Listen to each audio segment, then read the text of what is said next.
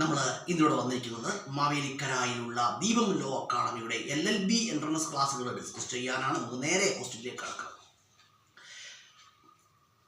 Indian പത്രപ്രവർത്തനത്തിന്റെ പിതാവെന്നറിയപ്പെടുന്ന ആരെയാണ്?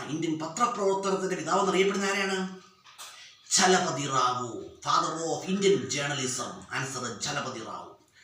അതുപോലെ പറയുകയാണ്, ഇന്ത്യൻ പത്രപ്രവർത്തനത്തിന്റെ വന്ധ്യവയോധികൻ എന്നറിയപ്പെടുന്നു ആരെയാണ്? Tushar Gandhi Ghosh, grand old man of Indian journalism. Answer Tushar Gandhi Ghosh. അതുപോലെ പറയുകയാണെങ്കിൽ ഇന്ത്യൻ പ്രസിന്റെ പിതാവെന്നറിയപ്പെടുന്ന ആരാണ്? James Augustus Hicky, father of Indian press. Answer James Augustus Hicky. First newspaper of India. Answer Bengal Gazette started by James Augustus Hicky. Language of Bengal Gazette. Answer English.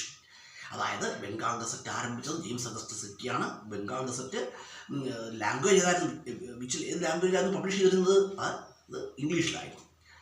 അതുപോലെ പറയുകയാണെങ്കിൽ ഇന്ത്യയിൽ ഏറ്റവും കൂടുതൽ സർക്കുലേഷനുള്ള പത്രം ഏതാണ്?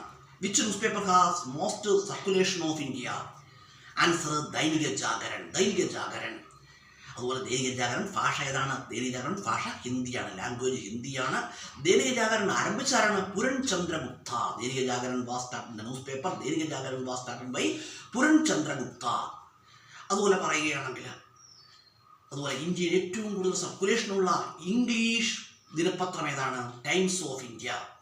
Which English newspaper have most circulation of India? Answer Times of India. Language English. അത് Times of India ആരംഭിച്ചതാണ് Rao Bahadur Velkar started the newspaper Times of India. അതുപോലെ പറയുകയാണെങ്കിൽ ഇന്ത്യയിൽ ഏറ്റവും പഴക്കമുള്ള ദിനപത്രം ഏതാണ്? ഇന്ത്യയിൽ ഏറ്റവും പഴക്കമുള്ള ദിനപത്രമാണ് Mumbai Samachar. Oldest newspaper of India. Answer Mumbai Samachar. Language Gujarati. Mumbai Samachar publish ചെയ്ത ഭാഷ ഏതാണ്? ഗുജറാത്തിയാണ്. മുംബൈ സമാചാർ ആരംഭിച്ചത് ആരാണ്?